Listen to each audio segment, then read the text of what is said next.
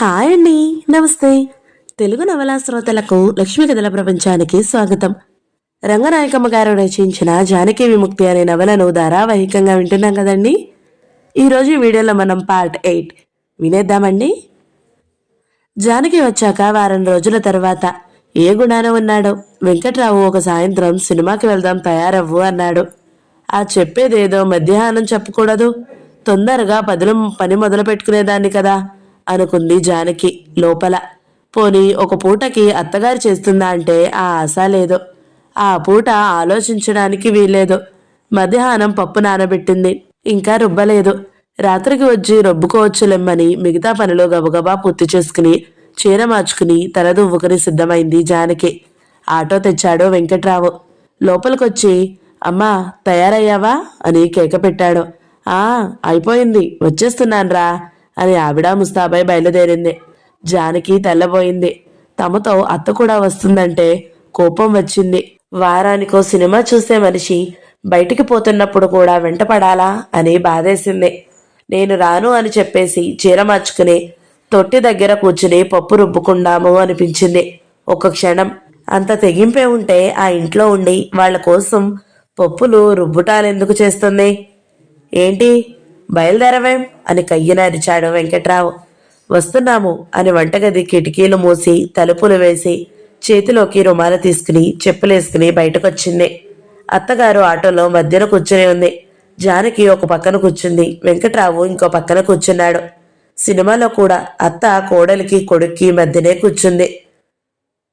సీట్లు చూసుకున్నాక వెంకట్రావు పైకెళ్ళి ఏదో కొనుక్కొచ్చాడు. జానకి ఇవ్వబోతే వద్దంది. తల్లి కొడుకులిద్దరూ తింటూ కూర్చున్నారు. సినిమా ప్రారంభమైన తర్వాత కాసేపటికి జానకి అందులో లీనమైపోయింది. భర్త కోసం సేవలు చేసి త్యాగాలు చేసి చివరికి పసుపు కుంకాలతో కన్నుమూసిన ఉత్తమరాలి కదా అది. భర్త తాగబోతూ తిరుగుబోతూ ఆ ఇల్లాలు పడ్డ బాధలు ఇన్ని అన్నీ కావు. భర్త దొంగతనం చేసి జైలులో పడితే ఆ ఇల్లాలు తన నగలన్నీ ఇచ్చి భర్తను విడిపించింది. భర్త శత్రువులు భర్త మీదకి కత్తి విసిరితే చప్పున ఈవిడ అడ్డం వెళ్లి కత్తి తగిలి కింద పడి భర్త పాదాలు చుట్టుకుని మీ పాదాల దగ్గర పసుపు కుంకాలతో కన్ను మూస్తున్నానండి అని నిజంగానే కన్ను మూసింది. ఆ భర్త నిర్వికారుడై అలా నడుస్తూ ఎక్కడికో వెళ్ళిపోయాడు. జానకి దుఃఖం ఆగలేదు. సినిమాలో కూర్చున్న దగ్గర నుంచి కళ్ళు తుడుచుకుంటూనే ఉంది. ఇల్లాలి ఆత్మ నల్లంచు తెల్ల చీర కట్టుకుని జుట్టు విరబోసుకుని మబ్బుల్లో నుంచి ఎగురుతూ స్వర్గానికి వెళ్ళింది. శ్రీ మహావిష్ణువు స్వయంగా ద్వారం దగ్గరికి వచ్చి ఈవిడ్ని లోపలికి తీసుకుని వెళ్ళాడు. జానకి శరీరం పులకరించింది. ఆ ఇల్లాలు తనే అయినట్టు, తనకి ఇన్ని సద్గుణాలు ఉన్నట్టు, తనకి అంత కీర్తి స్వర్గము ప్రాప్తించినట్టు ఊహల్లో తేలింది. తను ఎప్పుడు అంత సాహసంతో భర్తకి సేవలు చేయాలనిపించింది. తను ఎప్పుడు అంత సహనంతో భర్తకి సేవలు చేయాలి అనిపించింది. అసలు తను చేస్తున్నది అందులో 100వ వంతు కూడా లేదు అనిపించింది. ఓర్చుకున్న గొడ్డుకి తేట నీరు. పడ్డవాళ్ళు చెడ్డవాళ్ళు కాదు అనేవాళ్ళు జానకి నాయనమ్మలు. రోజుకి 10 సార్లైనా ఆ ఇల్లాలు తమ నాయనమ్మలాగా కనబడింది జానకి. ఆ ఇల్లాలు తెచ్చుకున్నంత కీర్తి తను తెచ్చుకోవాలని ఎంతో గట్టిగా అనిపించింది అంతసేపు. భర్త పీడింపు, అత్త నోటి దురుసు, రుసరుసలు మనసులో పెట్టుకోకూడని సంగతులే కానట్టు అయిపోయింది జానకి మనసుకి. అత్త తమతో సినిమాకొచ్చి ఇద్దరి మధ్య కూర్చుందనే కోపం ఎప్పుడో పోయింది. ఇంటికి వెళ్ళగానే అత్తయ్య మీ ఇద్దరికీ వడ్డించేస్తాను, కాళ్ళు కడుక్కునండి అని కలివిడిగా తిరిగింది. తల్లి కొడుకులిద్దరూ అన్నాలు తింటూ సినిమా ఉత్తమరాలు గురించే మాట్లాడుతున్నారు. ఈ రోజుల్లో ఆడదాన్ని పట్టగలమా? మంగళంలో ఉప్పుగల్లలాగే విరగబాటు, ఆ వినయం, ఆ ఒద్దిక మా కాలంలో వాళ్ళకి గాని ఈ రోజుల్లో ఎక్కడా అని ప్రారంభించింది అత్త. తను ఎన్నెన్ని కష్టాలో పడిందట. వేలడంత పిల్లకి పెళ్లి చేస్తే ఆనాటి నుంచి వంచిన నడుం ఎత్తకుండా అత్తగారింట్లో తెగ చాకరీ చేసిందట. ఒక జ్యోతిష్యుడెవడో చేయి చూసి అమ్మా నువ్వు అందరిలాంటి ఆడమనిషివి కావు తల్లి, నీ దారే వేరు అన్నాడట. ఈనాటికి కొడుకు కాస్త గట్టి కట్టాక ఈ రకంగా కాస్త కష్టాలు తీరి నిలబడిందట. గాని ఆ ధోరణిలో సాగింది అత్త 2 కంచాలు ఖాళీ చేసేదాకా. ఈ రోజుల్లో అంత ఉత్తమరాళ్ళు లేరంటావా అన్నాడు కొడుకు తల్లితో. తన భార్య అంత ఉత్తమరాలు కాదు కదా అని అతని మనసు కోత పడుతుంది. సినిమా చూసిన దగ్గర నుంచి అతను దిగులు పడ్డట్టయిపోయాడు. అత్త మాటల మీద జానకి అంతకు ముందులాగా బాధ వేయలేదు. పెద్దావిడ ఏదో మాట్లాడుతున్నారు, కష్టం సుఖం చెప్తున్నారు అనిపించింది. వాళ్ళిద్దరూ అన్నాలు తిని లేచాక పప్పు రుబ్బే పని పూర్తి చేసి తను కూడా అన్నం తిని వంటిల్లు సర్ది గదిలోకి వచ్చింది. వెంకట్రావు నిద్రపోతున్నాడు. అతన్ని చూస్తే జానకి చాలా గౌరవం కలిగింది. ఈ మనిషినేమన్నా తాగుబోతా తిరుగుబోతా? అంత చెడ్డవాడికి అంత ఇల్లాలన్ని సేవలు చేసి దారిలో పెట్టింది. ఇలాంటి మనిషినైతే కళ్ళకు అద్దుకోవాలి. మనిషిన్న తర్వాత ఎప్పుడన్నా కోపం రాకుండా ఉంటుందా? ఆలోచనల్లో మునిగిన జానకి అతని కాళ్ల దగ్గర మంచం అంచు మీద కూర్చుని చాలాసేపు అతని పాదాలు ఒత్తింది. వెంకట్రావు నిద్రపోతూ అటు కదిలి విసుక్కున్నాడు. 2 రోజులు గడిచిందో లేదో చిన్న సంగతి మీద పెద్ద పోట్లాట వచ్చింది. ఆ పూట జానకి పాలు తోడబెట్టలేదు. వెంకట్రావు భోజనానికి వచ్చేటప్పటికి చూస్తే పెరుగులేదు. పొద్దున్న పాలు తోడయ్యలేదని గుర్తొచ్చింది జానకి. కొంచెం జంకుతోనే, పాలు తోడేయడం మర్చిపోయాను, పెరుగులేదు, పాలు పోసుకుంటారా అన్నంలో అంది. అతను చాలాసార్లు పెరుగు ఉన్న పాలు పోసుకుంటాడు అన్నంలో, అది అలవాటే. పాలొద్దు నాకు, అసలే వేడి చేసింది అన్నాడు చిరబురలాడుతూ. అయినా పాలు తోడబెట్టుకోవడం మర్చిపోతారా ఎక్కడైనా అని అందుకుంది అత్త. పాలు తోడబెట్టుకోవడం ప్రపంచంలో ఎప్పుడూ మర్చిపోరా అని జానకి అడగలేదు. చాలా తప్పు చేసినట్టు బాధపడిపోయింది. పెరుగు కావాలంటే దగ్గరలోనే హోటల్ ఉంది. జానకి హార్లిక్స్ సీసా ఒకటి కడిగి తుడిచి సంచిలో పెట్టి తెచ్చి, కొంచెం పెరుగు కొనుక్కురండి, మీ ఇద్దరికీ సరిపోతే చాలు అంది జంకుతోనే. ఆ అడ్డమైన పెరుగులు తాగుతాడా వాడు? రోజూ చేసే పనికి అంత మరిపెలా వచ్చిందేమిటి నీకు? రేపు ఇంట్లో ఏ చుట్టమో పక్కమో ఉంటే ఇలాగే చేస్తావా? సిగ్గు లేకపోతే సరి. వాడెంతో ఆకలితో నకనకలాడుతూ వస్తే ఇప్పుడెళ్ళి కొట్లన్నీ తిరగమంటావా అని అత్త పోట్లాట మొదలుపెట్టింది.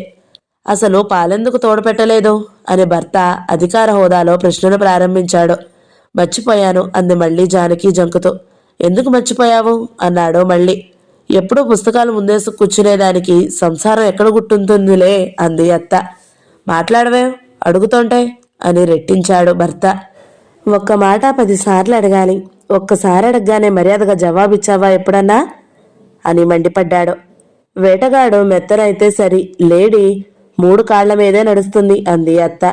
మనుషులన్న తర్వాత మర్చిపోకుండా ఉంటారా అంది జానకి ఏడుపు కంఠంతో, రోషంగా. అప్పటికే చూడరా అది, చూడు ఎంత పొగరు, మెత్తనంగా జవాబు చెప్తుండో అని అత్త అనగానే భర్త ఎదురు జవాబులు కూడా చెప్తావే అని చెళ్ళున చంపకాయ వేశాడు. జానకి కుంగిపోయింది ఎంతో బాధతో. ఎంత చీదరతో చూసిందో అతని వైపు. తన వల్ల ఒక్క తప్పు కూడా జరగకుండా వాళ్ల కోసం పనులు చేయాలని చూస్తూనే ఉంది. ఎప్పటికప్పుడు ఆరాట పడుతూనే ఉంది. నిష్కారణంగా దెబ్బ కొట్టాడు. జ్ఞానం పెరుగని చిన్నపిల్లని కొట్టినట్లు కొట్టాడు. జానకి సిగ్గుతో చచ్చిపోయినట్టయింది. వాళ్ళిద్దరి గుణం ఇప్పుడే కొత్తగా తెలిసినట్టు కొత్తగా చీదరపడింది. ఎంతకాలానికి ఒకటే గుణమా? అరికాళ్ళ కింద మంటలు పెట్టి పైన నీతి సూత్రాలు వల్లిస్తే ఎంత మూర్ఖురాలైనా కదలకుండా నిలుచుంటుందా? ఎంత తెలివి మాలిన దానికైనా అది సాధ్యమవుతుందా? జానకి సాధ్యం కావడం లేదు. వాళ్ళు చీటికి మాటికి తిట్టినప్పుడు తిమ్మినప్పుడు జానకి బాధే కలుగుతుంది కానీ సంతోష తరంగాలు పొంగడం లేదు. ఒక్క పూట ఏదన్నా గట్టిగా గొడవ జరిగితే ఎంత సరిపెచ్చుకున్న జానకి ముఖం చిన్నబోతుంది. తన పని తను చేసుకుంటూ ముభావంగా తిరుగుతుంది. పుట్టింటికి వెళ్ళి రాకముందు ఈ మాత్రం పట్టుదల ఉండేది కాదు. ఇప్పుడు ఎంతో తప్పకపోతేనే గాని మాట్లాడదు. మాట్లాడవేం అని దండిస్తే అప్పుడు చెబుతుంది జవాబు. రోజంతా కలిపితే 2-3 మాటలు మాట్లాడుతుందో లేదో. ఇంట్లో మనిషి ఉన్న అలికిడే ఉండదు. జానకి వచ్చి 10 రోజులే అయింది. ఆ 10 రోజుల్లోనూ వెంకట్రావుకి అర్థమైంది జానకి చాలా మారిందని. జానకి అర్థమైంది వెంకట్రావు ఏమీ మారలేదని. జానకి వచ్చాక 12వ రోజు వెంకట్రావు నైట్ షిఫ్ట్ నుంచి వచ్చి పడుకుని పొద్దున్న 9 గంటలకి లేచాడు. ముఖం కడుక్కుని ఇడ్లీలు తినడానికి కూర్చున్నాడు. ఏడ్చినట్టున్నాయి, ఉప్పు ఎక్కువైంది అన్నాడు ఒక్క ముక్క నోట్లో పెట్టుకోగానే. జానకి ఊరుకుంది. అంత ఎక్కువైందరా అంది తల్లి వెంటనే. గొడ్లకి పారేస్తే మంచిది అన్నాడు మళ్ళీ. నేను చెయ్యలేదు అందామనుకుంది జానకి. చీకట్లే అత్త లేవగానే ఏ గుణాన ఉందో. ఇడ్లీ పని నేను చూస్తాలే అని శనగపప్పు పచ్చడి కూడా తానే రుబ్బింది. ఇడ్లీ పిండిలో ఉప్పు తానే చూసి అప్పుడే ఒక వాయి పెట్టుకుని తన పలహారం కానిచ్చింది. ముందు కొడుకు లేవగానే 2వ వాయి పెట్టింది. అది చేయలేదురా ఈ పూట, నేనే చేశాను అని అత్త చెబుతుంది కదా, తనెందుకు కలగజేసుకోవాలని ఊరుకుంది జానకి. వెంకట్రావు సాధారణంగా ఏదన్నా తినే ముందు ఎవరు చేశారు అని అడుగుతాడు. తల్లి చేసిందైతే నోరెత్తకుండా ఏదన్నా అన్నా నవ్వుతూ హాస్యంగా అన్నట్టు అంటాడు. జానకి చేస్తే మాత్రం ముందు వెటకారంతో ప్రారంభించే ఒళ్ళు దగ్గర పెట్టుకోవాలని హెచ్చరికలు చేసి ఎలా వండి పారేస్తే అలా తినిపోతాడనుకుంటున్నావా అని పొట్లాట్లలోకి దింపి చివరికి ఆ తినేది కొంత తినకుండా వదిలేసి రుసరుసలాడుతూ లేచిపోతాడు. ఆ ఘట్టాలన్నీ ఇప్పుడు అనునయించే సదవకాశం కలిగిందే అనే ఆనందంతో నాకు తెలియక అడుగుతాను, వంట చేసేటప్పుడు ఒళ్ళు దగ్గర పెట్టుకోరు అన్నాడు. తల్లి ఇరుకున పడి ఇంకా ఏమేం మాటలు అనేస్తాడోనని జంకి, నేనే కలిపారా పిండిలో ఉప్పు, మరీ అంత ఎక్కువైందా, ఇది మరీ చోద్యం, నేను చూస్తే బాగానే ఉంది అని సాగదీసింది. వెంకట్రావు కంగు తిన్నాడు. జానకి మీద మండిపడిపోతూ, ఆ మాట చెప్పవేం, మొద్దులాగా కూర్చుంటావన్నిటికీ, ఇదొక్కటే నేర్చావు బాగా, మొండివాడు రాజు కన్నా బలవంతుడని పెద్ద పెద్ద కేకలేశాడు. ఇడ్లీలో ఉప్పెక్కువైందని వెంకట్రావు అనగానే ఎవరు చేశారో జానకి చెప్పేస్తే ఆ మాటలని అనేవాణ్ణి కాదు కదా, జానకి ముందు దొంగలాగా దొరికిపోయేవాణ్ణి కాను కదా అని గింజుకున్నాడు. కొంతసేపు అప్పటికి తన కేకలు నిరర్ధకం కాకూడదు అన్నట్టు తల్లితో, పిండిలో ఉప్పు నువ్వు కలిపాక తెలియక అది కూడా మళ్ళీ కలిపిందేమో అన్నాడు. అది నిజం కావచ్చు అన్నట్టు తల్లి, ఏమే నేను కలిపిన తర్వాత నువ్వేమన్నా కలిపావా అని కోడల్ని అడిగింది. జానకి తెల్లబోయి తల వంచుకుని బియ్యమేరుతో నేను కలపలేదు అంది. అంతలో జానకి అని వీధి గుమ్మంలో నుంచి పెద్ద పిలుపు వినబడింది. సత్యం కంఠమది, జానకి అన్న కంఠమది. ఇంట్లో వాళ్ళు ముగ్గురు అదిరిపడ్డారు. జానకి అని మళ్ళీ గట్టిగా పిలిచాడు సత్యం. జానకి చేట దగ్గర నుంచి లేచి గబగబా ముందు గదిలోకి వెళ్ళింది. సత్యము మూర్తి గుమ్మం బయట నిలబడి ఉన్నారు. జానకిని చూడగానే ఇద్దరు లోపలికి వచ్చారు. జానకి కంగారు పడిపోయింది. అన్న తన దగ్గరికి వస్తాడని కలలో కూడా అనుకోలేదు. మూర్తి కూడా జానకి బాగానే తెలుసు. వాళ్ళిద్దరిని ఎలా పలకరించాలో తెలియక తలుపులేసి నిలబడిపోయింది. జానకి కనబడింది మొదలు. సత్యం జానకినే పరిశీలనగా చూస్తున్నాడు. జానకి, ఇక్కడికి వచ్చాక ఒక్క ఉత్తరమైనా రాయలేదేమిటి, అమ్మ ఒక్కటే అనుకుంటుంది అన్నాడు. అంతకన్నా ఏం పలకరించాలో సత్యానికి తోచలేదు. బాగున్నావా అన్నామనుకుని కనబడుతూనే ఉందిగా, ఏం బాగుంది అనుకున్నాడు. అంతలో గుర్తొచ్చి గుమ్మం దగ్గర పెట్టిన 2 సంచులు లోపలికి తెచ్చి గోడ దగ్గర పెట్టాడు. అమ్మ నీకేదో చేసిచ్చింది అంటూ. మూర్తి ఒక కుర్చీలో కూర్చుని అక్కడ ఉన్న పేపరు చేతిలోకి తీసుకున్నాడు. సత్యం కూడా కూర్చుంటూ జానకితో, నువ్వు కూడా కూర్చో అన్నాడు. వెంకట్రావు వరండాలో నుంచి పెద్ద పెద్ద అంగలేసుకుంటూ పక్క గదిలోకి వెళ్ళిపోవడం వీధి గుమ్మంలో ఉన్న ముగ్గురికి కనిపించింది. వరండాకి ఒక పక్కగా పడగ్గది ఉంటుంది. పడగ్గదితో సంబంధం లేకుండా వీధి గదిలోకి వంటగదిలోకి తిరగొచ్చు. కూర్చో, నిలబడతావెందుకు అన్నాడు సత్యం మళ్ళీ జానకిని చూస్తూ. జానకి కాసేపు తటపటాయించి తలుపు పక్కగా ఒక స్టూలు మీద కూర్చుంది. ఇంట్లో అత్తాబత్తా తిరుగుతుండగా మంచం మీద పడుకోవడం, కుర్చీల మీద కూర్చోవడం అలవాటు లేదు జానకి. వాళ్ళు ఒప్పుకోరు. జానకి ముఖం మీద చిన్న నవ్వన్న లేకపోవడం, జంకుతూ కూర్చోవడం చూస్తే సత్యానికి అంతా అర్థమైపోయింది. ఎంత చెప్పినా వినకుండా వీడి వెంటపడి వచ్చినందుకే కోపం ఇంకా తగ్గలేదు సత్యానికి. అత్తింటి కోడల్లాగే తయారయ్యావు అన్నాడు కొంచెం నవ్వుతూ. జానకి నవ్వలేదు. అలాగే తల ఓ పక్కకి వంచి కూర్చుంది. వెంటనే సత్యానికి జాలేసింది. ఆ మాట అనకపోతే బాగుండేది అనిపించింది. ఏం చేస్తున్నావు, ఉత్తరాలే రాయలేదేం అన్నాడు మళ్ళీ. అతి ప్రయత్నం మీద కంఠం పెగిల్చుకుంటున్నట్టు ఊరికే అంది. ఒంట్లో బాగుందా, ఏమన్నా చదువుకుంటున్నావా, నీ పుస్తకాలన్నీ తెచ్చాను, చాలా టైం ఉంది, పరీక్షలు ఎలాగో ప్రారంభించావు, రోజు కాసేపు శ్రద్ధగా చదివితే చాలు. జానకి కంగారు పడి ఏదో అనబోయి చప్పున టైం ఉండదు అంది. సత్యం ఆశ్చర్యంగా, టైం ఉండదా, ఏం చేస్తావు రోజంతా అన్నాడు. జానకి మాట్లాడలేదు. రోజు 15-16 గంటలు టైం ఉంటుంది. ఏం చేస్తావు అంత టైము, ఇంటి చాకరీ ఏమిటి అన్ని గంటలు, టైం ఉండదు అని జానకి చెప్పిన కారణం సత్యం నమ్మలేదు. వాడి వైపు నుంచి అభ్యంతరం ఉండి ఉంటుంది అనుకున్నాడు. ఒళ్ళు మండిపోయింది. టైం ఉండదంటే ఉండనే ఉండదు. ఇంటి పని చేసుకుంటూ ఉద్యోగాలు చేస్తూ పరీక్షలకు చదివే ఆడవాళ్ళు బోలెడు మంది ఉన్నారు అన్నాడు. మా అక్క అలాగే చేసింది అన్నాడు మూర్తి పేపర్ చూస్తూనే. చదువులో పడిపోతే అదేం కష్టం కాదు జానకి అని కూడా అన్నాడు. కొంచెం శ్రమ అయినా కష్టపడి చదువుకుంటే రేపేదన్నా ఉద్యోగం చేసుకుంటే నీ సంసారానికి మంచిది అన్నాడు సత్యం. నీ సంసారం అనడానికి చాలా చిరాకేసినా ఏమీ ఇష్టం లేకపోయినా కూడా మూర్తి వెంటనే అందుకుని, చదువుకున్నాక ఉద్యోగం చేసి తీరాలని రూల్ లేదు. అప్పుడు ఇంట్లో అందరూ ఆలోచించుకుని కుదిరితే చెయ్యొచ్చు, లేకపోతే లేదు అన్నాడు. తన మాటలు జానకి భర్తకి, అత్తకి కూడా సమంజసంగా ఉండాలనే దృష్టిలో. సత్యం సంచిలో నుంచి పుస్తకాలన్నీ తీసి ఎదురు కుర్చీ మీద పెట్టాడు. ఇంట్లో పనులన్నీ చేసుకున్నాకే చదువుకో. నీ పుస్తకాలన్నీ తెచ్చాను, గైడ్లు తెచ్చాను. టైం ఉన్నప్పుడు తిరిగేస్తూ ఉండు. చాలా పాఠాలు అర్థం కావు అంది జానకి విని వినబడనట్లు. అర్థం కావా అని కాసేపు ఆలోచించాడు సత్యం. ఎప్పుడైనా ప్రైవేట్ టీచర్ని కుదర్చడానికి వీలుంటుందా మూర్తి? నీకు తెలిసిన వాళ్ళెవరన్నా ఉన్నారా అని అడిగాడు మూర్తిని. తను చదువుతానంటే టీచర్ని చూడడం ఎంతసేపులే, కొన్నాళ్ళు తనే చదువుకోవచ్చు ముందు. జానకి ఉడుకొస్తుంది. వీళ్ళు వెళ్ళాక ఇంట్లో ఎంత గందరగోళం అవుతుందోనని. ఏమన్నా నవలలవి చదువుతున్నావా అంటూ సత్యం సంచిలో నుంచి ఇంకో ప్యాకెట్ బయటకు తీశాడు. జానకి ప్రాణం లేచి వచ్చింది. నవలలంటే ఎంత కాలక్షేపమో.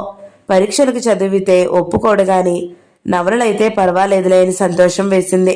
సత్యం ఒక్కొక్క పుస్తకం తీసి చెల్లెలికిస్తూ, అతడు, ఆమె, కొల్లోయి గట్టితేనేమి, కాలాతీత వ్యక్తులు, దేవదాసు, గోర్కి, నా బాల్యాల, పేకమేడలు, చలం, స్త్రీ, మైదానం అంటూ 10-12 పేర్లు చదివాడు.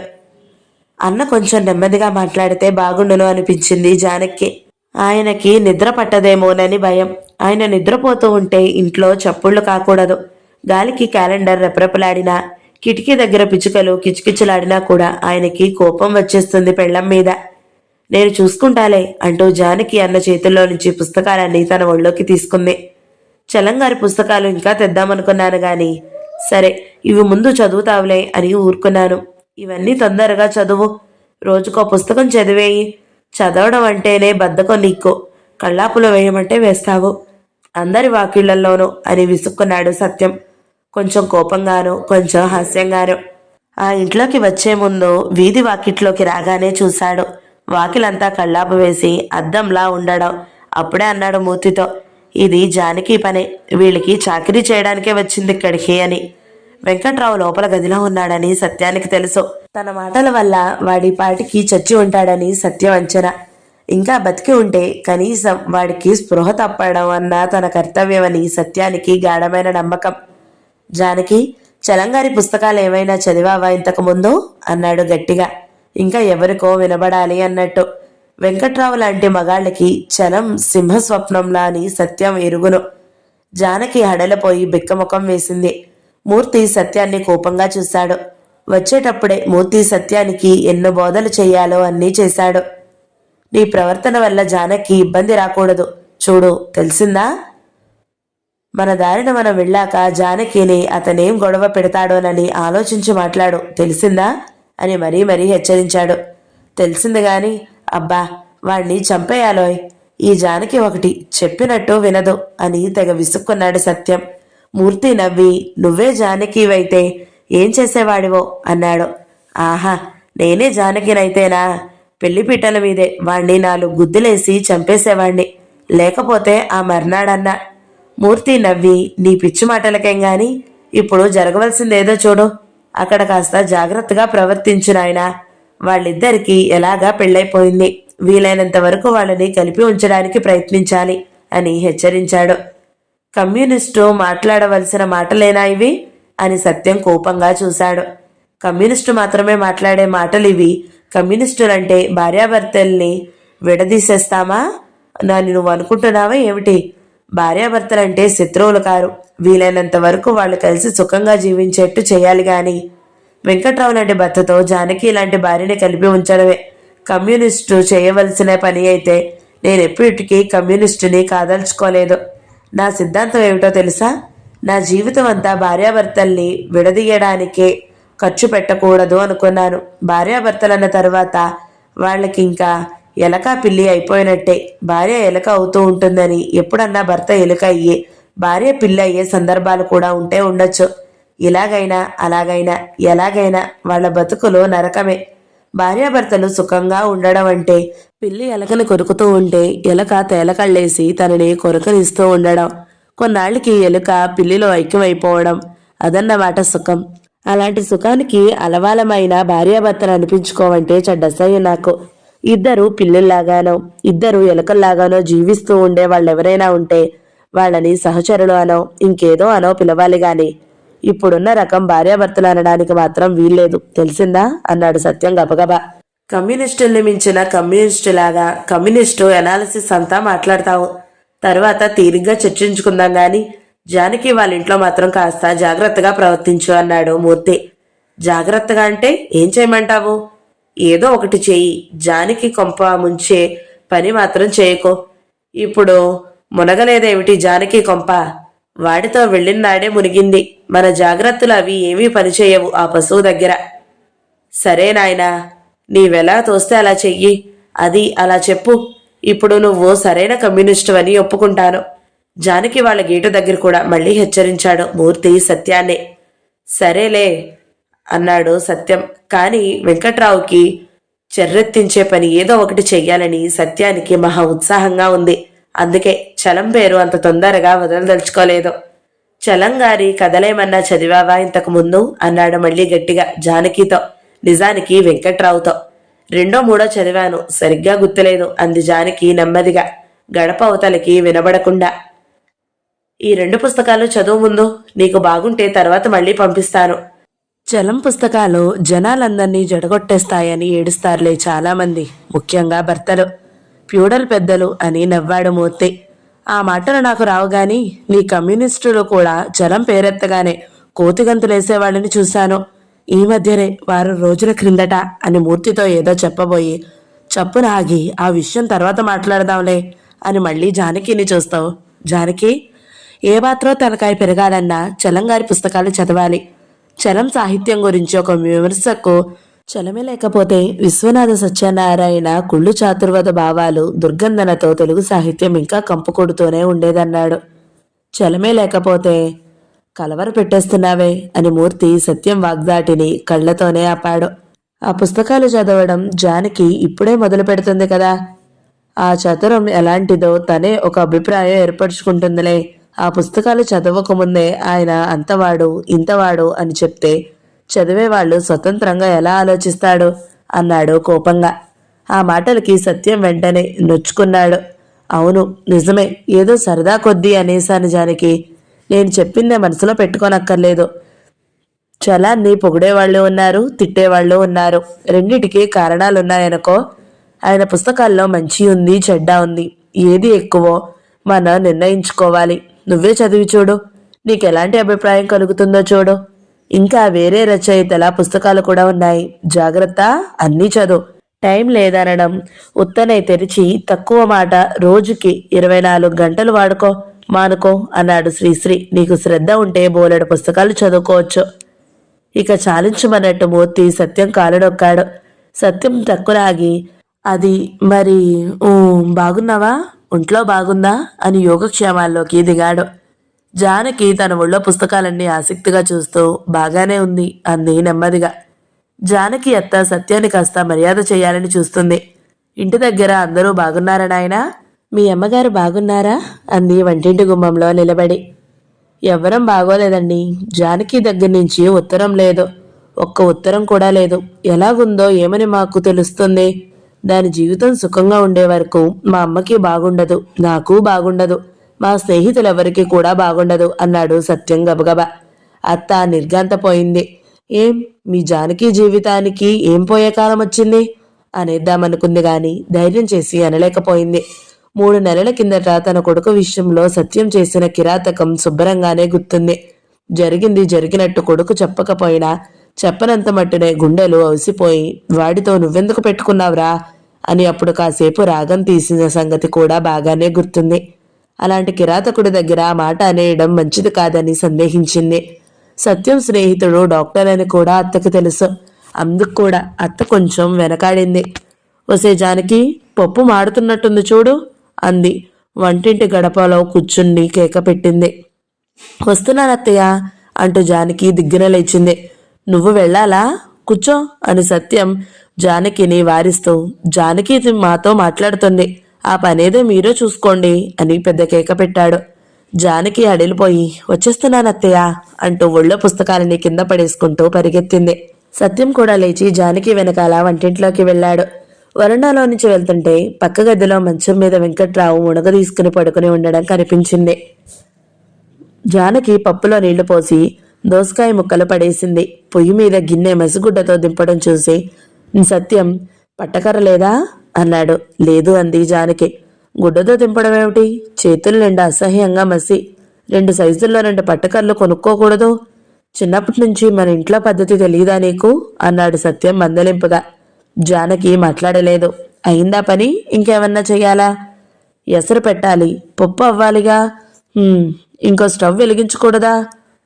ఉందా? ఒక్కసారి 2 పొయ్యిలు పెట్టి చేసేసుకుంటేనే గాని ఒక్కొక్క పొయ్యి మీద వంట చేసుకుంటూ ఎంతసేపు కూర్చుంటావు? వంటింట్లో రోజు ఇంతేనా? అందుకే ఇన్ని గంటల టైం ఉన్నా చాలడం లేదు నీకు. పద, పప్పు ఉడికేదాకా అక్కడ కూర్చోవచ్చు. కొత్తగా ఇల్లు తెచ్చాను చూసావా? ఒసే, బియ్యం ఏరాలి. ఆ చేట అక్కడే పారేశావు అంది అత్త కొరకొర చూపులతో. మీరు బియ్యం కూడా ఏరకూడదా అన్నాడు సత్యం అత్తతో. అత్త ఎలాంటి వాళ్లతోనన్నా పోట్లాటకు దిగే రకమే. కానీ కొడుకు కిక్కిరమనకుండా గదిలో పడుకోవడం చూస్తే అవతల 2 మగాళ్లుండగా ఏదో ఒక మాట అని పోట్లాట పెట్టుకోవాలంటే జంకు కలిగింది అత్తకి. నాకు కళ్ళు కనపడి చావవు నాయనా, లేకపోతే ఏరడానికేం భాగ్యం అంది. మరి కళ్ళజోడు వేయించుకున్నారా? జోడు లేకపోతే సినిమాలు కనబడతాయా? జోడు వేయించుకుంటే ఏ పనంటే ఆ పని చేసుకోవచ్చు. పని లేకపోతే మీకు మాత్రం ఎంతొస్తుంది? జానకి చాలా భయపడుతూ ఆవిడ ఆరోగ్యం బాగుండదన్నయ్య. పొయ్యిసెగా పనికిరాదు, పని చెయ్యలేరు. నువ్వు వెళ్ళి కూర్చో అక్కడ, నేనొస్తాను అని అన్నని వంటింట్లో నుంచి పంపేయాలని చూసింది. నీతో మాట్లాడాలని వస్తే నేను అక్కడ కూర్చుని ఏం చేయను? ఇక్కడే కూర్చుంటాలే. నేను కూడా ఏదన్నా చేస్తాను చెప్పు. ఏ గిన్నెలో పెడతా వెసరు అని తోమి బోర్లించిన గిన్నెలో నుంచి ఒక తెల్ల తపాలా తీశాడు. అది కాదులే, నువ్వెళ్ళు, నేను చూసుకుంటానులే. అలా వరండాలో కూర్చో అని జానకి అన్న చేతుల్లో నుంచి తపాలా లాగేసుకుంది. సత్యం వంటింట్లో నుంచి బయటకొస్తూ అత్తతో, ఏమిటి మీ ఒంట్లో అనారోగ్యం? ఎప్పటినుంచి? బాగానే కనపడుతున్నారే పైకి అని నవ్వుతూ సరదా సంభాషణలో దిగాడు. నీరసం అన్నయ్య, పని చెయ్యలేరు అని చప్పున జానకే జవాబు చెప్పింది. అదే, నీరసం ఎందుకు అని. డాక్టర్కి చూపించుకున్నారా? బీపీ ఏమన్నా ఉందా? మూర్తి మీకు బాగా తెలిసిన వాడేగా, అతని దగ్గరికి వెళ్తే జాగ్రత్తగా చూస్తాడుగా. ఇప్పుడు డాక్టర్లు మందులోనూ రేపో మాపో చచ్చేదానికి అంది అత్త విరక్తి ప్రదర్శిస్తూ. అన్న పెడీమని ఏదన్నా అనేస్తాడేమోనని జానకి హడలిపోతూ, నువ్వెళ్ళక్కడ కూర్చో అన్నయ్య, నేనొస్తానులే అని బతిమాలి ధోరణిలోకి దిగింది. జానకి అడ్డుపడకపోతే సత్యం అత్తకి పెడీమని జవాబు చెప్పేవాడే. నీకు డాక్టర్లు మందులు అక్కర్లేదు గాని చచ్చే ముందు కోడల్ని సాధించడం, పీడించడం కావాలే అని నెత్తిమీద ఒక్కటి పెడదామనుకున్నాడు. ఆడవాళ్ళంటే సత్యానికి చాలా ఇష్టమైన ఈ రకం ఆడవాళ్ళంటే మాత్రం మండిపడిపోతాడు. వీళ్ళు మగాళ్ళ లాంటి పశువులే అంటాడు. సత్యాన్ని చూస్తే అత్తకి మనసులో కొంచెం ముచ్చటగానే ఉంది. తెల్లగా చాకుల కుర్రాడు, ఉత్సాహవంతుడు. హైదరాబాద్లో ఉద్యోగం చేస్తున్నాడు. వాసింతీరి చేసుకుంటే నిక్షేపంలాగా ఉండును అనుకుంది. వీళ్ళు అడగడం, సత్యం కాదనడం అంతా గుర్తొచ్చి, పోనిద్దు, భూమి మీద వీడొక్కడే మొగాడా? వీడొక్కడే ఊడిపడ్డాడా? దానికెక్కడ రాసిపెట్టుందో అని సత్యం మీద కోపం గుర్తుకు తెచ్చుకుని సరిపెట్టుకుంది. సత్యం గడప పక్కన ఉన్న బియ్యం చేట తీసుకుని, నేనేరుతూ ఉంటాలే, నువ్వు తొందరగా రా అన్నట్టు, మేమిక్కడ భోజనానికి ఉండం, మా కోసం అక్కర్లేదు అన్నాడు చెల్లెలితో. అదేంటబ్బాయ్, ఆ మాత్రం ఒక్క పూట భోజనం చేయలేమనుకుంటున్నావా అని అత్త రాగం తీస్తుంటే వినిపించుకోకుండా సత్యం బియ్యం చేట పట్టుకుని మూర్తి పక్కకు వెళ్లి కూర్చుని బియ్యం ఏరడం మొదలుపెట్టాడు. మూర్తి చేతిలో పేపర్ పక్కన పెట్టి తను కూడా బియ్యం ఏరుతూ చిన్న కంఠంతో, హడలు కొట్టావే ముసలమ్మని అని నవ్వాడు. జానకి భయపడుతుంది. లేకపోతేనా అని నిరుత్సాహపడ్డాడు సత్యం. వెంకట్రావు పక్క గదిలో మంచం మీద ఎలా బిగుసుకుని పడి ఉన్నాడో చూపిస్తూ కుర్చీలో వెనక్కి వాలి కాళ్ళు పొడుగ్గా నిగడదన్ని కళ్ళు మూసుకుని అభినయిస్తూ చూపించాడు. మూర్తి గట్టిగా నవ్వబోయి కచ్చీఫ్తో ముక్కు నలుపుకుని నవ్వు ఆపుకున్నాడు. జానకి వచ్చి బియ్యం చేట తీసుకుని వెళ్ళింది. గోడవన్న పెట్టిన సంచి తీసుకుని సత్యం మళ్ళీ వంటింట్లోకి వెళ్ళాడు.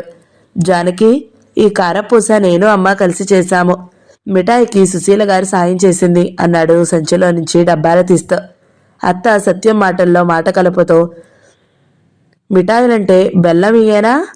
మా వెంకట్రావుకి చిన్నప్పటి నుంచి బెల్లం మిఠాయిలంటే అనబోతుంటే, ఓహో, మీ అబ్బాయికి కూడా ఇష్టమేనా?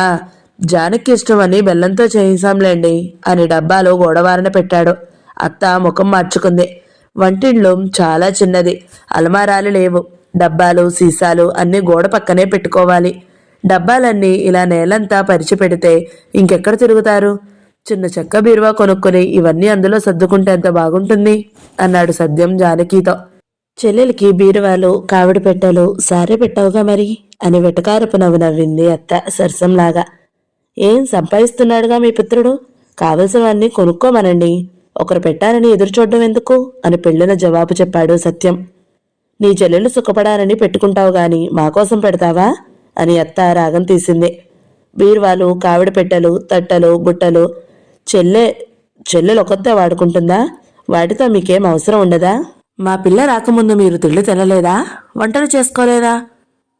గిన్నెలు ముంతలు కూడా అక్కడి నుంచే తెచ్చుకోవాల్సి వస్తే మా పిల్ల ఇక్కడికి రావడం ఎందుకంట అని వాదనకు దిగాడు సత్యం, అత్తతో తను హాస్యంగా అంటున్నట్టు. ముగుడక్కర్లేదా నీ చెల్లెలికి అంది అత్త. అసహ్యం వేసింది సత్యానికి. కోపం ఆపుకోలేక, ఏం మీ అబ్బాయికి భార్య అక్కర్లేదా? మా పిల్ల కాకపోతే ఇంకో పిల్లైనా కావాలా అక్కర్లేదా అన్నాడు.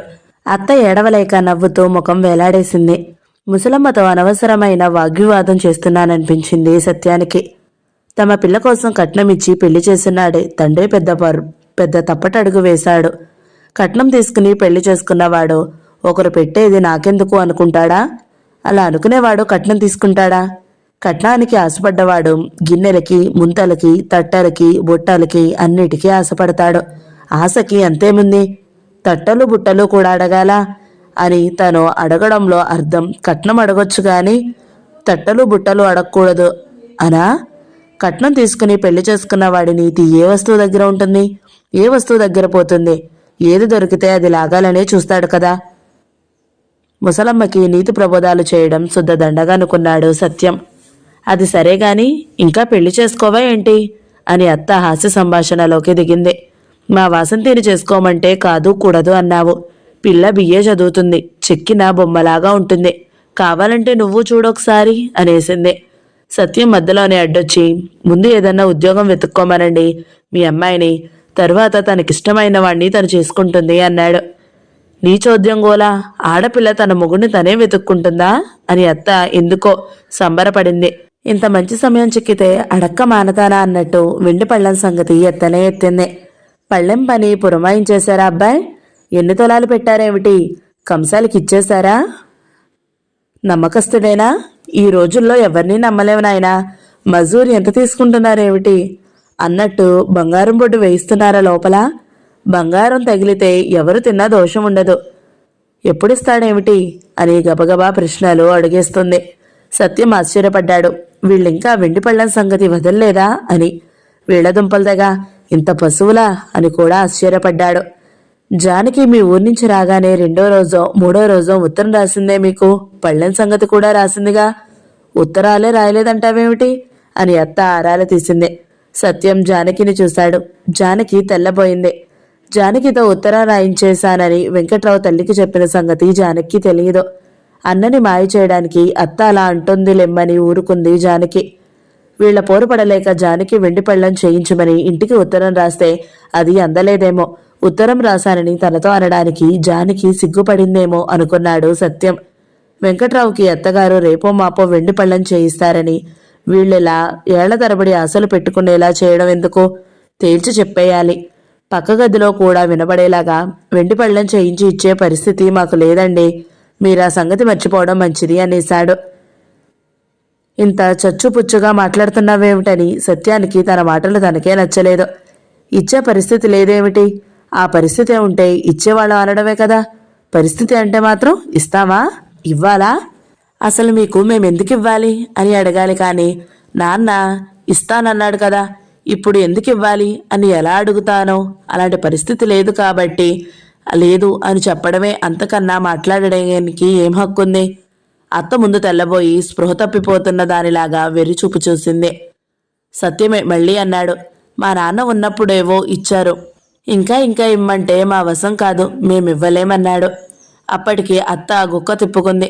నిన్నగాక మొన్న మీ అమ్మ ఒక మాట, ఇప్పుడు నువ్వొక మాటానా? పెళ్లిలో అనుకున్నవేగా, కొత్తదేమన్నా పెట్టమంటున్నామా అంటూ పూనకం వచ్చిన దానిలాగా పెద్ద కంఠంతో మొదలుపెట్టింది. పెళ్ళిలో అనుకున్నప్పుడు మా నాన్న ఉన్నారు. ఆయన ఉంటే ఇంకెన్ని కానుకలైనా మీకు దారపోసేవారేమో. ఇప్పుడు నా జీతం ఒక్కటే మాకు ఆధారం. హైదరాబాదులో అద్దె ఇంట్లో బతుకుతున్నాము. వెండి పళ్ళాలు చేయించి ఇచ్చే పరిస్థితి లేదు మాకు. ఇంకా మేమిస్తామని మీరు అనుకోవడం, ఎదురు చూడడం అంతా దండగా. మా వల్ల పని జరగదు. పరిస్థితి అర్థం చేసుకోవడం మంచిది మీకు. మొన్న మీరు చెప్పిన మాటేగా, మీ మాట మీకే నిలకడలేదా? మా ఇంట్లో ఎవరూ అలా చెప్పలేదు మొన్న. మా వాడితో అనలేదు? ఓహో, మీ వాడు మీకలా చెప్పాడన్నమాట. అత్త గంగ వెర్రెలెత్తినట్టు. ఒరే వెంకట్రావు, నీ బామర్దేమో అంటున్నాడు విన్నావా అని పెద్ద కేక పెట్టింది. రమ్మనండి మీ అబ్బాయిని, నేను చెప్పదలుచుకున్నది చెబుతాను. కట్టుకున్న భార్యకి తండ్రి పోయినా సరే, పుట్టింటి వాళ్ళు పెట్టలేని పరిస్థితిలో ఉన్నా సరే, వెండి పళ్ళం తీసుకురా, బంగారు పళ్ళం తీసుకురా అని పొట్లాడతారా మీ అబ్బాయి? మనిషి అన్నవాడు కాస్త ఆశల్ని అదుపులో పెట్టుకోవాలి. మాకు ఇచ్చే శక్తి లేకపోతే ఏం చేయమంటారు? ఎక్కడ దోచుకుని రమ్మంటారు? అబ్బో, చాలా దోచుకుని పెట్టావు మాకు. నీ చెల్లెలు బళ్ల మీద తెచ్చిన సామానికి మా ఇల్లు పట్టక వీధిలో పారేసుకున్నావు. తండ్రి చేస్తే ఏం? తోడబుట్టిన వాడే తండ్రి తర్వాత తండ్రి. ఇవాళ ఎక్కడో అప్పు సప్పు చేసి పెడతావు, రేపు నీ కట్నం డబ్బుతో అప్పు తీర్చుకుంటావు. కట్నాలు కానుకలు పుచ్చుకోవడం మాంతావా? గడుసు కబుర్లు చెబుతున్నావు. నేనొక్క పైసా కట్నం తీసుకోను. మళ్ళీ వెండి పళ్ళని సంగతి ఎత్తకండి, పూర్తిగా మర్చిపోండి. నువ్వు కట్నాలు పుచ్చుకుంటావో మానుకుంటావో మాకెందుకు? మాకు రావాల్సింది మా మొహాన పారాయి, లేకపోతే మర్యాదగా ఉండదు. అంటే ఏం చేస్తారు? ఏమిటి, బెదిరిస్తున్నారా ఏమిటి? బెదిరించేదాకా మాకేం కర్మ? ఏం చెయ్యాలో చేసే చూపిస్తాడు మా వాడు. జానకి గజగజా వణుకుతూ నించుంది గుమ్మం లోపల. ఏయ్ సత్యం అని మూర్తి ముందు గదిలో నుంచి పిలిచాడు సత్యాన్ని. వస్తున్నా అని సత్యం జానకిని చూస్తూ, మరి నేను వెళ్తానే జానకి, ఇలారా, ఆ పుస్తకాలన్నీ సర్దుకో అంటూ ముందు గదిలోకి వెళ్ళాడు. జానకి కూడా కళ్ళు తుడుచుకుంటూ అన్న వెనకాలే వెళ్ళింది. సత్యం జేబులో నుంచి ఒక కవర్ తీసి జానకి ఇస్తూ తీసుకో అన్నాడు. జానకి మాట్లాడకుండా తీసుకుంది. పరీక్ష సంగతి గుర్తుంది కదా, వీలున్నంత వరకు చదువు. ఈసారి రాస్తే రాయొచ్చు, లేకపోతే ఇంకోసారి వెళ్ళొచ్చు. ఇంకా నీకేమన్నా పుస్తకాలు కావాలంటే రాయి, పంపిస్తాను. మూర్తికి చెప్పినా తెచ్చిపెడతాడు. మూర్తి అడ్రస్ ఉందిగా నీ దగ్గర? ఉందన్నట్టు తల ఊపింది జానకి. మూర్తి కూడా అన్నాడు, ఎప్పుడైనా అవసరమైతే మన క్లినిక్కి రండి జానకి. మీ అత్తగారిని తీసుకురా, ఒకసారి టెస్టులన్నీ చేయించి చూద్దాం. ఎప్పుడన్నా వస్తే పొద్దున పూటే రండి, సాయంత్రం ఒక్కోసారి నేనుండను. మీ ఆయన నిద్రపోతున్నారా? నిద్ర పట్టినట్టుంది, నైట్ షిఫ్ట్ కదా. సరేలే, ఇంకోసారి ఎప్పుడైనా వస్తాను. అన్నయ్య వెళ్ళిపోతాడు గాని నేను ఇక్కడే ఉంటేవాణ్ణేగా. మీ ఆయన లేచాక చెప్పు. జానకి కళ్ళనీళ్ళు ఆగడం లేదు. వాళ్ళిద్దరు ఇంట్లో ఉంటే ఎంతో ధైర్యంగా ఉంది. వాళ్ళు వెళ్ళిపోతారంటే బిక్క ముఖం వేసేసింది. వాళ్ళ గేటు దాటగానే ఇంట్లో ఏం జరుగుతుందో అని పెద్ద వణుకు ప్రారంభమైంది జానకిలో. సత్యం జానకిని తదేకంగా చూస్తూ, ఛీ, ఏడవడం ఏమిటి, ఊరుకో, అదేం పని, అంత దిగులు పడకు అని మందలింపుతో ఓదార్చాడు. జానకి చెంపల మీద నుంచి జలజల కన్నీళ్లు జారిపోతున్నాయి. అప్పుడప్పుడు ఉత్తరాలు రాస్తుండు. మరీ అంత అశ్రద్ధ అయితే ఎలాగా?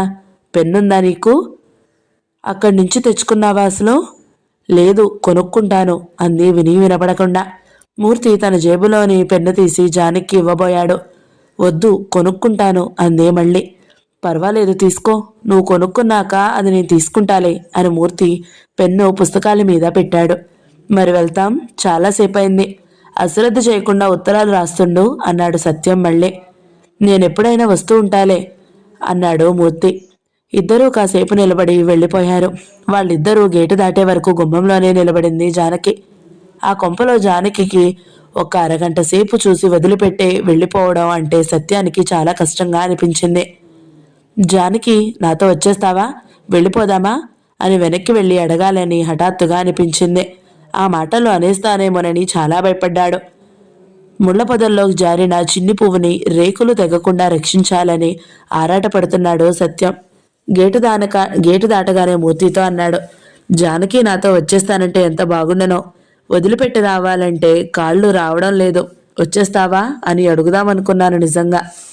బుద్ధి లేదే నీకు అన్నాడు మూర్తి. నేను అనుకున్నంత పని చేశావు. వాళ్లతో పోట్లాట ఎందుకు పెట్టుకున్నావు అన్నాడు. నేను పోట్లాట వేసుకున్నానా? వెండి పళ్ళెం కంసాలకి ఇచ్చేశారా? ఎన్ని తులాలు, ఎంత మజూరీ, ఎప్పటికిస్తారు అని ఆవిడ అడిగేస్తుంటే, అడిగితే అడిగింది, కొంచెం నెమ్మదిగా చెప్తే ఏం పోయేది? నెమ్మదిగా అంటే ముసలమ్మ చెవి దగ్గర చేరి గుసగుసలాడమంటావా? వెండి పళ్ళెం ఇస్తామా లేదా అన్నది ముఖ్యంగాని నెమ్మదిగా మాట్లాడ్డామా గట్టిగా మాట్లాడ్డామా అని కాదు. వాళ్ళకి కావాల్సింది, వాళ్ళు అడిగింది వస్తువు వాళ్ళకి ఇచ్చేస్తే ఎన్నిది అన్నా సరే పర్వాలేదు. ఆ వస్తువు ఇవ్వకుండా నువ్వెంత నాజుగ్గా మాట్లాడినా లాభం లేదు. నీకేం తెలుసు పెళ్లి వ్యవహారం?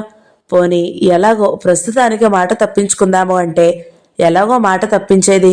తర్వాత ఇస్తాంలేండి అనాలా? ఆ సంగతి చూద్దాంలేండి అనాలా? అలా దాటేస్తే మళ్ళీ 4 నెలలకి పీకల మీద కూర్చోరు. ఎంతకాలం దాటుకుంటూ వెళ్తాం? అదేం పద్ధతి? ఇస్తే ఇస్తామనాలి, లేకపోతే లేదు అనాలి, అంతే. ఆ మాటే కొంచెం నెమ్మదిగా చెప్తే నీదేం పోయేది? జానక్కి ఇబ్బంది లేకుండా ఉండేదానికే కదా. ఆ మొగుడే పెద్ద ఇబ్బంది దానికి. ఏమిటి మూర్తి, ఇంకేం నెమ్మదిగా మాట్లాడాలి? అక్కడ సగం చచ్చి మాట్లాడాను. పోనీ అది బాగానే తేల్చి చెప్పావనుకో. జానక్కి వాళ్ళెత్తే ఏదో పని చెప్తే మీరు వెళ్ళి చేసుకోండి అన్నావు. ఆవిడ ఊరుకుంది గాని నీకనవసరం, నా కోడలికి నేను చెప్పుకుంటాను, నువ్వు నోరు మూసుకో అంటే ఏమయ్యేవాడివి? నువ్వు చెప్పిన జవాబు జానకి అత్తతో చెప్పాయే ధైర్యం ఉండాలి. ఆ ధైర్యమే ఉంటే మా అన్నయ్యతో మాట్లాడుకుంటున్నాను, ఆ పనేదో మీరే చూసుకోండి అని జానకి అనాలి. నువ్వంటే మాత్రం ఏం లాభం? అవుననుకో, జానకి అంత ధైర్యం ఉంటే ఇంకేం? ఆ ముసలమ్మకి ఏమైనా జ్ఞానం ఉందా? అన్నతో మాట్లాడుతుందిలే, ఈ పనికి కోడల్ని పిలవాలా అనుకుందా? ఆ మాట నిజమేనోయ్. ఆ మాట జానకి తోచాలి. అత్త చేసిన పని బాగుందో బాగోలేదనో జానకి అనుకోవాలి కదా. జానకి అనుకోకుండా మనం ఎదురు తిరిగితే ఏం లాభం? జానకి అనుకుంటుంది, భయం వల్ల పైకి అనదు గాని. చెల్లెల్ని 3 నెలల్లో ఇంట్లో పెట్టుకుని కూర్చున్నావు, ఆ మాత్రం భయం పోగొట్టలేకపోయావు. అవసరమైనప్పుడు చిన్న చిన్న విషయాల మీదైనా అత్త నోటికి భర్తతోటి ఎదురు చెప్పే ధైర్యం చెప్పలేకపోయావు. జానకి మళ్ళీ ఇక్కడికి వస్తుందనుకున్నానా ఏమిటి? అనుకోకపోవడం తప్పయిందా లేదా? 1వ క్లాసు జ్ఞానమన్నా లేని పిల్లని బిఏ పరీక్షకు కూర్చోబెట్టాలని చూశావు. అత్తకి ఎదురు తిరిగి సవాలు చెప్పడం తప్పనుకునే పిల్ల మొగుణ్ణి వదిలేయమంటేనే వదిలేస్తుందా? అదే తప్పయింది మూర్తి. ఎంతసేపు జానకి ఇక్కడికి రాకూడదనే దృష్టే గాని, వస్తే ఎలా ప్రవర్తించాలో, ఎంత ధైర్యంగా ఉండాలో ఏం మాట్లాడలేను నేను. పొరపాటు తెలుసుకున్నానంటున్నావు, ఇంకా పొరపాట్లు చేస్తూనే ఉన్నావు. జానకి వెనక అన్ననేవాడు అందగా ఉన్నాడనే భయం అత్తకి భర్తకి కలిగించాలనుకుంటున్నావు కదూ. అందుకే అంతంత పెద్ద కేకలేశావు. నువ్వెన్ని చెప్పు మూర్తి, ఆ భయం వాళ్ళకి ఉండాల్సిందే. లేకపోతే జానకిని మరీ లోకో చేసేస్తారు. అంటే నిన్ను చూసి భయపడి వాళ్ళు నీ చెల్లెల్ని సరిగా చూడాలంటావా? చిచ్చి, నా ఉద్దేశం అది కాదు. మరేమిటి నీ ఉద్దేశం? జానకి మీద ఇష్టంతో, సంస్కారంతో, ప్రేమతో ప్రవర్తించాలి గాని నన్ను చూసి భయపడి కాస్త పీడించడం తగ్గిస్తే ఆ భయం ఎన్నాళ్ళుంటుంది? దానివల్ల వాళ్ళు ఇష్టపడి జానకిని చూసినట్టవుతుందా? ఇదే నేను అనేది. జానకి వెనకాల మన అందరం ఉన్నామనే ధైర్యం జానకి కలగాలి గాని ఆ భర్త, అత్త మనల్ని చూసి భయపడాలని మనం అనుకోకూడదు. అది అడ్డదారి. దానివల్ల జానకి లాభం లేదు. జానకి ఏమీ జ్ఞానం రాలేదు. అబ్బా, ఒక అరగంట సేపు ఒక కొంపలో వాతావరణం భరించలేకపోయాను నేను. జానకిని చూసావా? ఎంత నిరుత్సాహంగా, ఎంత పిరికిగా, ఎంత డల్గా అయిపోయిందో. చిన్నప్పుడు ఎంత చక్కగా ఉండేదో. ఎప్పుడూ నవ్వు మొహమే. దాని శక్తులన్నీ పీల్చేశారు కిరాతకులు. ఈ బతుక్కే కాపురం అని, సంసారం అని పెద్ద పెద్ద పేర్లు. ఉరికమ్మం అంటే అక్కడేం పని జరుగుతుందో అందరికీ తెలుస్తుంది. సంసారం అంటే అందులో ఏం జరుగుతుందో ఎవ్వరికీ అర్థం కాదు. ఎంతసేపు అత్త, మొగుడు, వాళ్ళ సేవలు, వాళ్ళ ఆజ్ఞలు, అంతే ఆడదాని జీవితం.